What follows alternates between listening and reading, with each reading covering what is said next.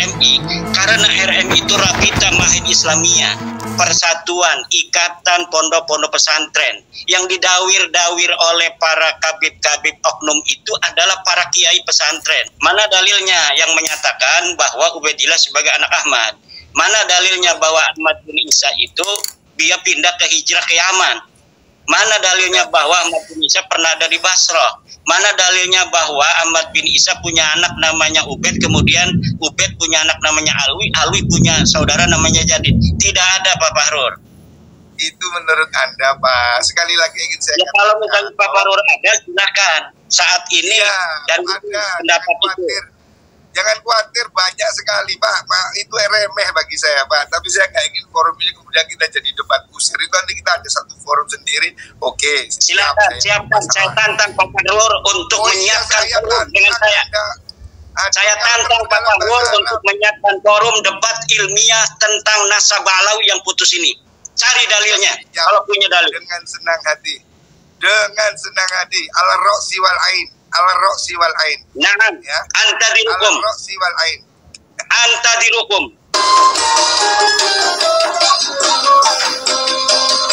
Tadi sebelum saya masuk itu saya mendengar bahwa Pak Imad ini jangan sampai membawa-bawa NU ya, karena tidak atas nama NU. Ya, saya kira itu betul sekali. Saya tidak berbicara bahwa saya mewakili NU, seperti juga Pak Fahrur juga malam ini saya yakin tidak resmi mewakili NU kan, karena NU itu sebuah organisasi yang ada peraturan perkumpulan yang diatur di dalam peraturan perkumpulan nomor 10, nomor 20, peraturan rapat dan sebagainya. Jadi kalau sebuah pendapat mewakili PBNU itu harus ada forumnya. Satu, forum muktamar, atau forum Munas Alim Ulama, atau forum Bahsul Masail yang ditandatangani oleh Suriah. Itu baru sudah resmi menjadi sebuah keputusan Nahdlatul Ulama secara organisasi. Seperti tesis saya yang membatalkan nasab Alawi itu tidaklah mewakili PBNU, sama juga narasi yang menyatakan bahwa Alawi itu adalah sahih, itu tidak pernah ada dalam forum muktamar.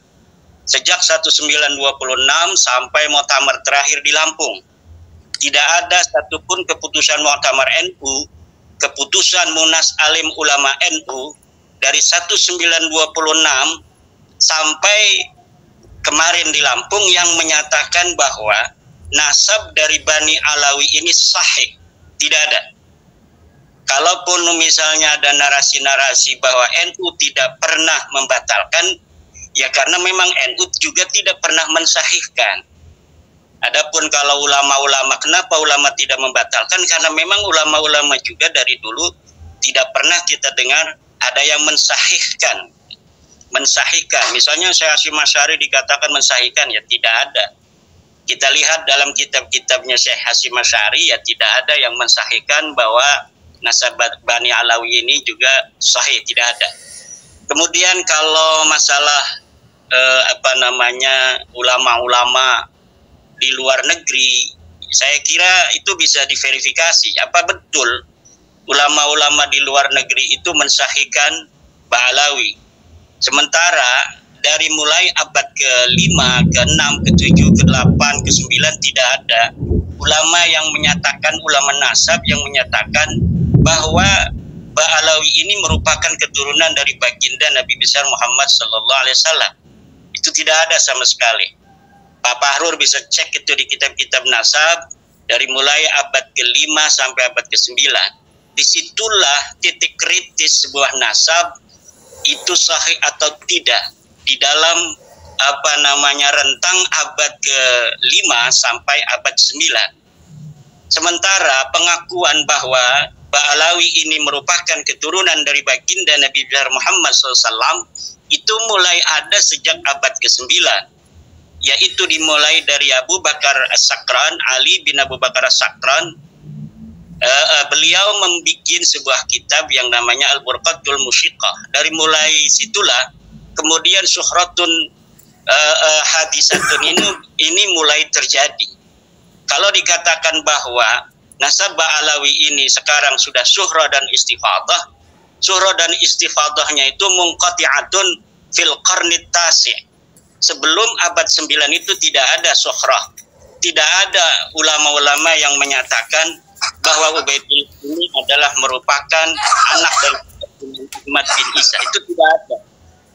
Jadi itu yang perlu digarisbawahi, dan saya tidak pernah menyatakan bahwa saya mewakili NU, walaupun saya adalah pengurus PWNU, pengurus LBM PBNU, tapi saya tidak pernah menyatakan bahwa pendapat ini adalah pendapat PBNU.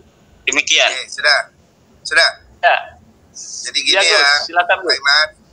Masalahnya itu sampean itu selalu pakai situsnya RMI NU. Itu yang sudah banyak keluhan masuk pada saya dari kalangan Suriah. Dan asal Anda tahu ya Pak, masalah ini sampai dibahas di rapat gabungan PBNU. Tapi saya tidak perlu bocorkan di sini ya, supaya Anda tahu bahwasanya ini sudah sampai dibahas dalam tingkat rangkat gabungan, bahwa Anda betul-betul tidak disetujui mengadakan hal yang seperti ini. Dan ini saya kira tidak untuk konsumsi publik ya, karena suratnya belum dikeluarkan. Tapi saya ingin katakan bahwa di kalangan PBNU rapat harian sudah ada rapat gabungan dan sudah dibahas masalah ini. Tidak ada yang menyetujui pemikiran Anda. Ya, kalau itu sudah ada rapat, kan rapat itu ada risalah rapat, ya itu nanti kita bisa lihat kalau risalah rapat. Anda bisa cek ini, ada yang ikut rapat. Kemudian, tapi ini belum waktunya saya keluarkan karena ini masih ada beberapa pertimbangan ya. Tapi yang jelas Anda jangan gunakan situs RMI untuk berpolemik. Kenapa Anda dikatakan menggunakan nama NU? Karena Anda selalu menguploadnya itu di RMI PBNU. Jangan membawa NU ke konflik ini ya. Bahwa Anda harus cukup pede dengan pesantren Anda. Jangan bawa simbol NU. Tapi kan Anda selalu pidato di mana-mana itu membawa NU, simbol-simbol NU. Ya ini yang tidak boleh Pak. Karena ini memancing keributan. Anda tahu di PBNU itu ada 9 orang pengurus yang habaib. Ya. Jadi ini supaya difahami. Kalau soal masalah Anda mengatakan kitab abad sini abad situ itu debatable Pak. Kita bisa berdebat. Dan kira ini terlalu panjang nanti kalau saya berdebat di sini.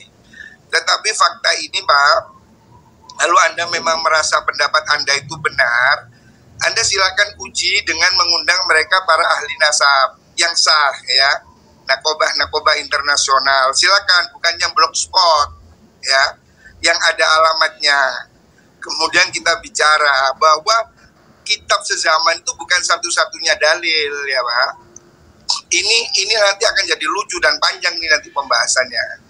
Saya hanya ingin katakan, silakan Anda berpendapat, tapi jangan pakai provokasi masyarakat. Nggak usah lah pakai ante ini, ante itu. Apa maunya? Udah Anda bilang ini pendapat saya begini, begitu, silakan, saya juga nggak masalah kok.